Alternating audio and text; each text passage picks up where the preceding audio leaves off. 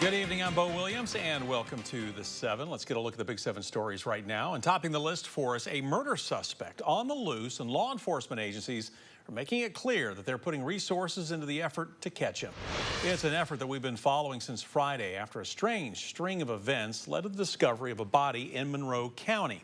The discovery was made near the Cherahalla Skyway and the Tellico Plains area after someone called 911 claiming to be a hiker running from a bear. Now, the ID found with that body matched the name given over the phone, but investigators figured out the ID was stolen and they were looking for someone else. Tonight, a $5,000 reward is being offered for that man, Nicholas Hamlet. He is charged with first-degree murder. Now, we are told he's about 5'8", 170 pounds, has brown hair, blue eyes. Hamlet is wanted for murder and parole violation. He is known to travel under different aliases. Serious charge. There's a family suffering, and there's a violent, wanted person walking our streets. You have an awful lot of agencies standing here. This is because we do want to make clear that Mr. Hamlet is dangerous. The facts and circumstances of this case will get brought out in a court of law, but Mr. Hamlet is dangerous, and that's why these agencies are standing here. And let me speak directly to Mr. Hamlet himself. Nick, let's end this peacefully. Turn yourself in, have your day in court. The long arm of the law has a long and huge reach, and we will find you. Now, we still don't know the name of the person whose body was found. We're told Hamlet, though, has ties to several states: Tennessee, Alaska, Montana, Florida, North Carolina, and Kentucky. If you see him, you need to call 911 immediately. Here at 6 News, we are your local election headquarters. The countdown continues. We are now less than a week away from Election Day. And if you want to beat the lines on November 5th, you're going to have to move pretty quick. Tennessee's early voting period ends tomorrow.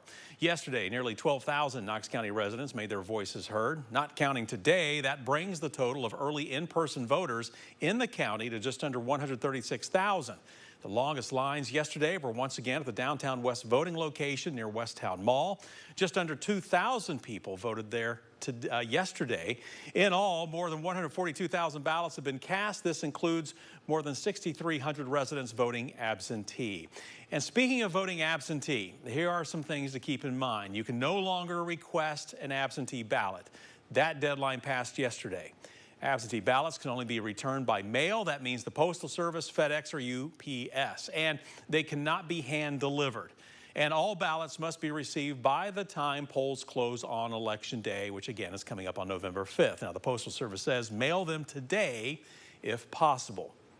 And if you didn't vote early, you'll, of course, still have a chance on Election Day, and the Knox County Election Commission is preparing the polls for Tuesday. Like during early voting, in order to vote, you'll just need a photo ID issued either by the state of Tennessee or the federal government. But unlike early voting, you will have to vote in your precinct at your designated polling location. If you find yourself still in line when the polls close, you can still vote as long as you are in line before 8 p.m. Now, the commission is also working with local law enforcement to prioritize the safety of voters, poll workers, and polling places. Election Commission have had conversations with local law enforcement, including KPD, KCSO. We've had conversations with federal authorities, the FBI. They know where all of our polling places are. They are well aware of the hours we're going to be operating, and they are going to, they're very diligent in keeping in contact with me to make sure that if we see anything, we hear anything, we're keeping them informed. You know, Davis says typically the biggest cause of conflict at the polls is voters attempting to wear political clothing while voting, which, by the way, is prohibited. He says poll workers have had to call the police 3 times during early voting this year after voters refused to comply with the rule. And after the polls close Tuesday, be sure to tune in for all of our live team election coverage on air and online. We'll have reporters spread out across the area, and also our panel of pundits will be weighing in on the results as we get updates throughout the night. And after our live TV news cut-ins and our online show, be sure to keep it right here on Channel 6 for a special edition of 6 News Tonight at 11 for a full recap of where the results stand. Again, this is all coming up for you after the polls close next Tuesday.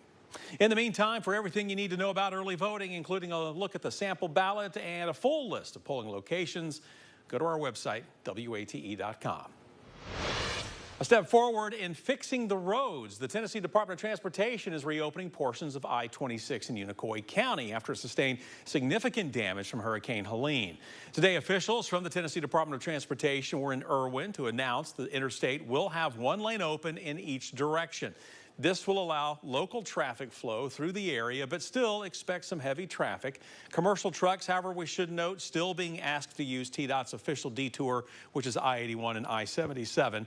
That's up into Virginia. Now, on hand at today's announcement with TDOT were Congresswoman Diane Harshberger and State Senator Becky Duncan Massey. TDOT Commissioner Butch Ely said to make this all happen, 33,000 tons of rocks and more than 5,000 tons of asphalt were used.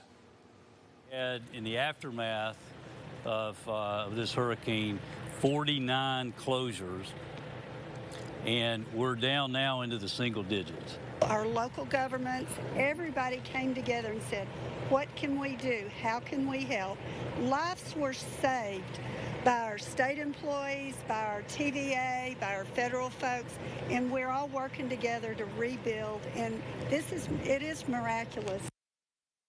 You know, tonight, crews continue to work to repair bridges and roads following Helene. Last week, TDOT crews were able to reopen one lane of I-40 in each direction in Cocke County to local traffic.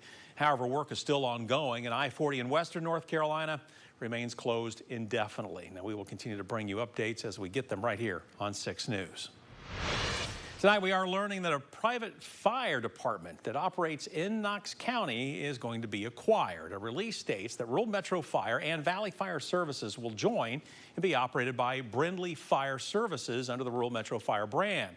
Brindley Fire Services is a company headquartered in Alabama. The chief of Rural Metro Fire says this deal will mark the beginning of a new Rural Metro Fire. And a groundbreaking class is next on our Big 7 story list for you. Knoxville's L&N STEM Academy now offering a nuclear energy class. We're told it's the first of its kind, offered at a high school level in here in Tennessee.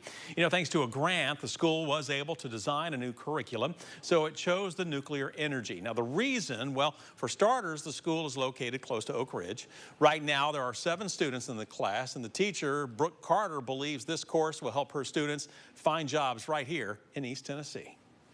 It's really important for us to help to grow the community that we're in.